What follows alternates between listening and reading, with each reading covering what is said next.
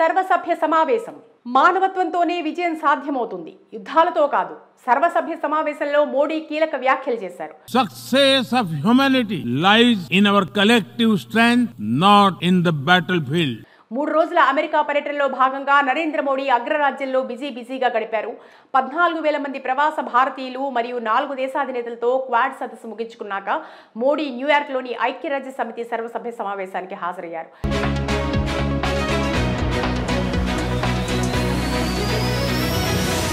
ప్రపంచ దేశాలు భవిష్యత్ ప్రభ గురించి మానవ కేంద్ర విధానాలను అనుసరించాలని పేర్కొంటూ ఒక భూగోళం, ఒక కుటుంబం, ఒక భవిష్యత్తు అని నినదించారు.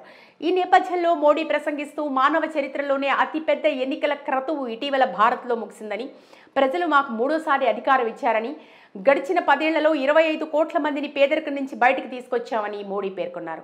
సుస్థిరాభివృద్ధి లక్ష్యాలను సాధిస్తూ పేదరికం, మానవాభివృద్ధి, పేదల సంక్షేమం, ఆహార పంపిణీ అనే అంశాలపై ప్రధానంగా దృష్టి సారించడం వల్ల ఈ ఘనత సాధ్యమైందని వ్యాఖ్యానించారు. ప్రాథమికత देते हुए हमें मानव कल्याण, फूड, हेल्थ सिक्योरिटी सुनिश्चित करनी होगी. ప్రపంచ శాంతి భద్రతల పాలిట ఉగ్రవాదం పెనుముప్పుగా మారిందని ఆందోళన కూడా వ్యక్తం చేశారు.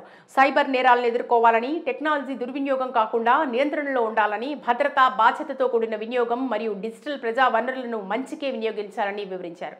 साइबर, मैरीटाइम जैसे अनेक संघर्ष के नए मैदान भी बन रहे हैं. ఒక భూగోళం, ఒక కుటుంబం, ఒక భవిష్యత్తు అనే నినాదానికి తాము కట్టుబడి ఉన్నామని, ఒక ఆరోగ్యం, ఒక సూర్యుడు, ఒక గ్రిడ్ దిశగా సాగుతున్నామన్నారు.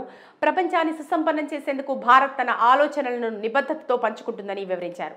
भारत के लिए one earth, one family, one future एक कमिटमेंट है. ప్రసంగం పూర్తయిన అనంతరం ప్రధాని మోడీ వివిధ సంస్థలకు చెందిన ముఖ్యమైన సీఈఓలను, ప్రముఖులను కలిశారు. అందులో భారతీయుడు Google CEO Sundar Pichai, Jensen Huang Nvidia CEO, Shantanu Narayen Adobe CEO, Lisa Su AMD CEO, Arvind Krishna IBM CEO, Enrique Lores HP CEO తదితరులను కలిశారు.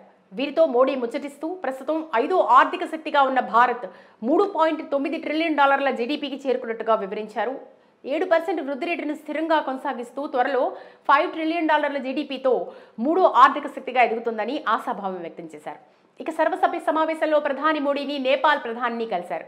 ఈ సందర్భంగా నేపాల్కు రావాల్సిందిగా కేపీ శర్మ ఓలీ కోరగా మోడీ సమ్మతించారు. మరోవైపు కువైట్ యువరాజు షేక్ సబా ఖాలిద్ అల్ సబాతోనూ, పాలస్తీనా అధ్యక్షుడు మహమూద్ అబ్బాస్తో మోడీ భేటీ అయ్యారు. ఈ సందర్భంగా గాజాలో మానవతా సాయానికి భారత్ తన వంతుగా కృషి చేస్తుందని పేర్కొన్నారు. ఇప్పటికే ఐరాస అనుబంధ సంస్థ యుఎన్ఆర్ఏ ద్వారా $21.25 మిలియన్ విలువైన సాయాన్ని అందించామని గుర్తు చేశారు.